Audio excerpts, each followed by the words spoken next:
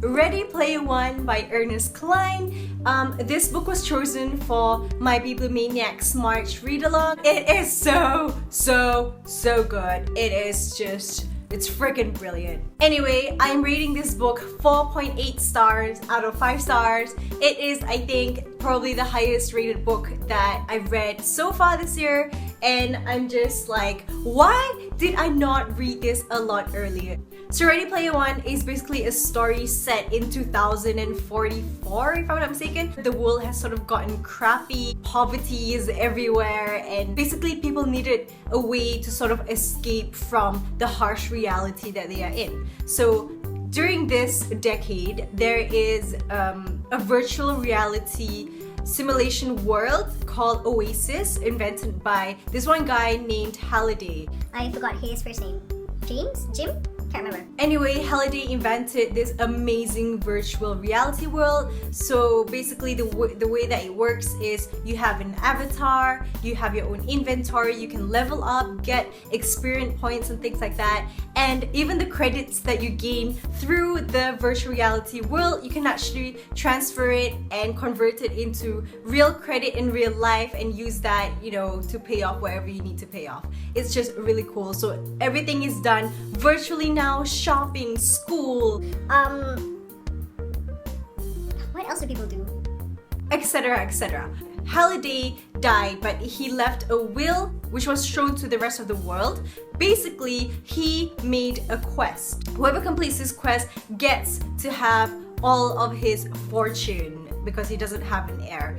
And yeah, that's basically the basis of the book. And I haven't even gotten to the main plot line yet. But even the main gist of the book is already so captivating. After the first chapter, I was like, oh my god, this is gonna be really good. After the first chapter, I was already so gripped into the book. It was just really cool. Also, this book has a lot of 80s pop culture references, from games to movies to songs, and honestly I was born in the 90s, so I didn't really get a lot of the references. Like, I think I only got like 5% of the references. I only understood Star Wars and Lord of the Rings, and there was a mention of Quidditch and Tom Cruise. I only got those kind of references, but the rest of it I didn't really get. But that didn't really hinder me from really enjoying the story. I still really got captivated with the whole concept, with the plot. It was just really good. It makes me want to know these references, like to actually watch the movies mentioned and listen to the songs mentioned, but I don't really have time. But it's just, I like that it makes me feel engaged with the story. Let's start off with the plot. I thought that the plot was just brilliant. I thought it was really well paced, even though some people may argue that the story sort of gets slow once in a while. But honestly, I really liked that. I thought that the times when the story was more slow paced was just perfect for you to sort of get to know the main character more, about his past, about his thoughts, and basically it was a great time for character development to happen. And the suspense and the plot twists were just amazing. It's like such an adventure. There's like Prison Break, and I felt like I was inside the Oasis game itself. It's like a world within a world, and it's just kind of mind-blowing. I think it was just spectacular. Even the ending was actually pretty great for me, although I do feel like it could have had a lot more explanation to what happened at the end. But like, I was still just really happy with the ending generally. And the story is as if you sort of already know what's gonna happen at the end, because the end of the first chapter sort of explains it already, and it's as if you're just on this journey to know how did it happen. And I was okay with that. I like that. Let's talk about the characters. Wade Watts, was that his name? Wade is a really interesting character. I like seeing his development. I like seeing how really committed he was to being a gunter. He has his troubles and he has moments where he doesn't know what to do and things like that. I don't know, I felt like that was really quite realistic in a character. I liked the other characters as well, like Artemis and Shoto. I can't remember the Japanese guy's name. And then there's H, and I'm really bad with names, but I thought the characters were really amazing. However, I feel like there wasn't enough description about the characters. Like Ernest Cline didn't really talk about their past and what did they do afterwards and things like that. I wish we knew more about Artemis especially. Like I really liked the character. And H, I wish we knew like how did they get to where they were when they started the quest as well. The writing, okay, there's nothing special about the writing apart from the fact that there are a lot of references and it's actually pretty funny.